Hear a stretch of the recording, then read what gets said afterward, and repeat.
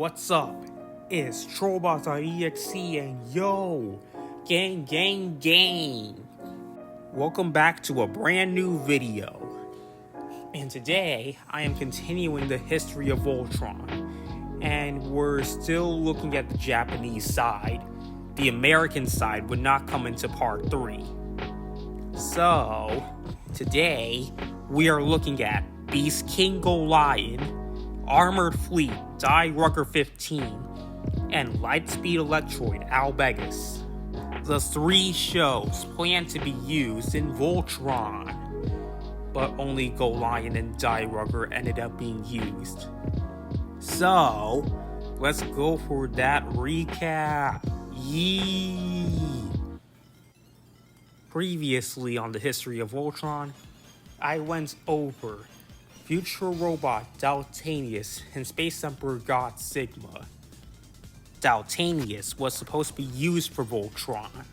Initially, Voltron was supposed to go from Die Rucker, then Albegus, then Daltanius.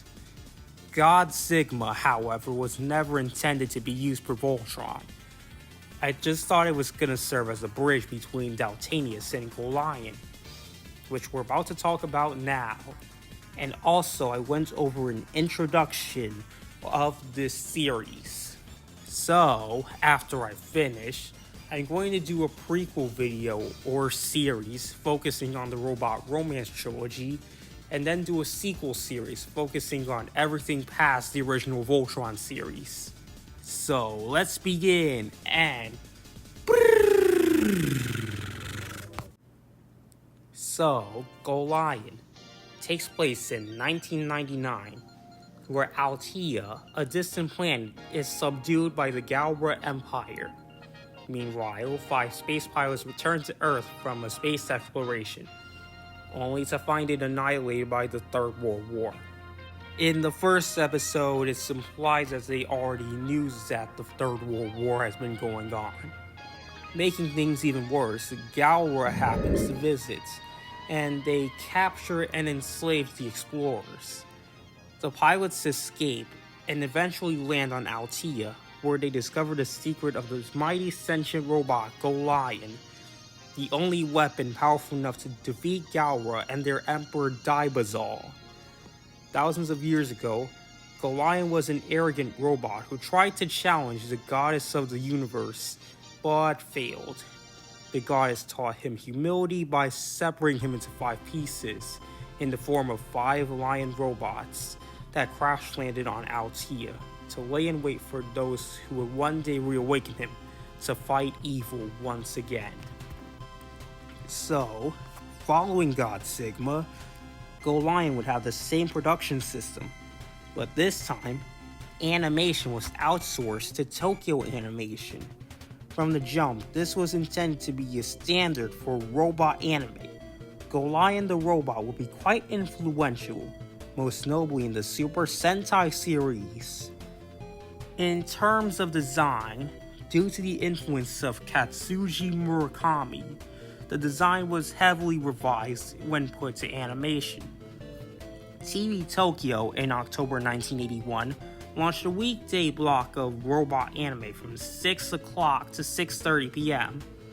Golion aired on Wednesdays, while Sengoku Majin Go Shogun aired on Mondays, Galactic Cyclone Braiger on Tuesdays, Golden Warrior Gold Lightan on Thursdays, and Fang of the Sun Dogram on Fridays.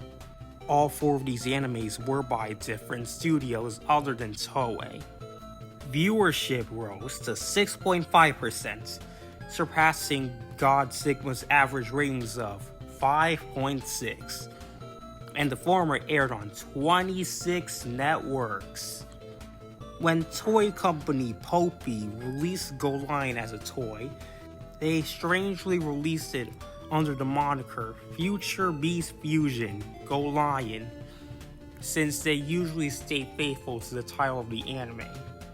Now, let's move on to Die Rucker 15, where the Rucker team is an exploration, planetary survey, and defensive force of a prospering Earth.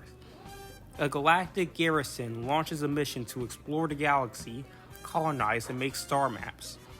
However, the Rugger team and their spaceship, the Rugger Guard, are attacked by the Galveston Empire. The Galveston homeworld is dying, and their space fleet are also on a mission, like Earth's. Die Rugger, the super robot, made of 15 vehicles, must defend the Rugger Guard and its fleets as they attempt to continue their mission. When Galveston time and time again refuses peaceful coexistence, the Rugger Guard mission turns to finding the Galveston home, freeing its people from the despotic emperor and helping them find a new planet before their world collapses. Until Go Lion, animation was always outsourced to other studios. But from this point forward, Toei would entirely do the animation themselves. In November of 1981, it was decided to create another robot anime called Armor Artillery Unit King Rugger, but obviously that did not stick. Yeah, there is not a lot on the production, but notable staff include Kozo Morishita as director and Susumu Yoshikawa as producer. Morishita would go on to work on the Dragon Ball franchise, while Susumu Yoshikawa, during this time, was creating Space Sheriff Gavin and the Metal Hero series. So, that's interesting.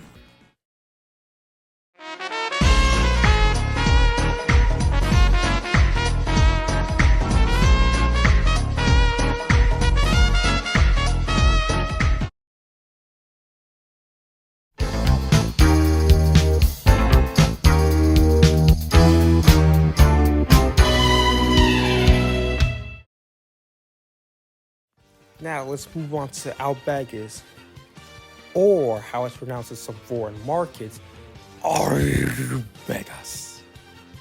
Yes, they actually do that in the opening credits. Check it out for yourself.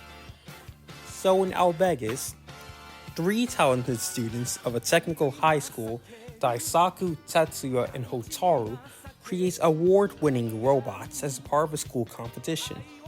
Meanwhile, the Deringer race, claiming to control entirety of space, attempts to invade Earth.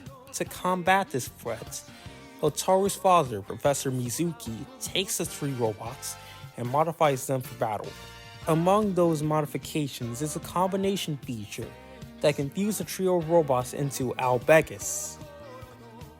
In the 80s, companies began searching for ground in the real robot genre after Mobile Suit Gundam happened, specifically the movie Trilogy.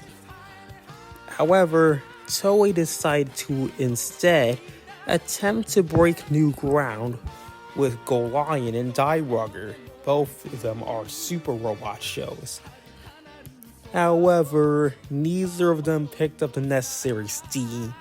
Thus, still refusing to go to real robots, Toei decides to go back to the origins of combining robots with reusing some elements from a toy project called Combo Boy. The project was supposed to be an advanced 80s version of Getter Robo.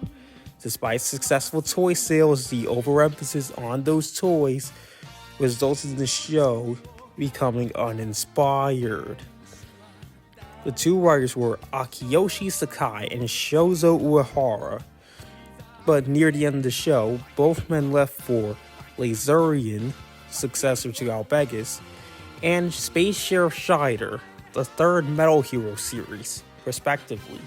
In one of the sequel series, I'm probably going to talk about Laserian, or Laser Iron as I like to call it. This time, the music was composed by Chumei Watanabe, who made music for Mazinger Z and its sequel, Great Mazinger. However, since the series was inspired by Getter Robo, shouldn't they have gotten Shunsuke Kikuchi, as he did the music for that series? Also, none of the series so far have a consistent composer. Well, Daltanius and God Sigma with Hiroshi Susui. Go Lion had Masahisa Takeichi, and Dai Rugger had a personal favorite, Seiji Yokoyama. Another notable staff member is Tadanao Tsuji, who would also work on the original Dragon Ball anime. But without Vegas' end, the robot anime line that's been going since Combattler V ended as well.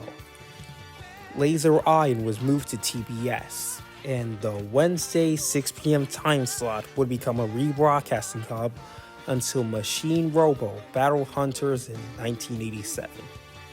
And that's it for today, folks. So next time, we would actually go into the American side of things with the development of Voltron. Yes, the prelude is over. Now we can get into the actual production stuff. So, in the meantime, like, subscribe, and comment down below, and later fools.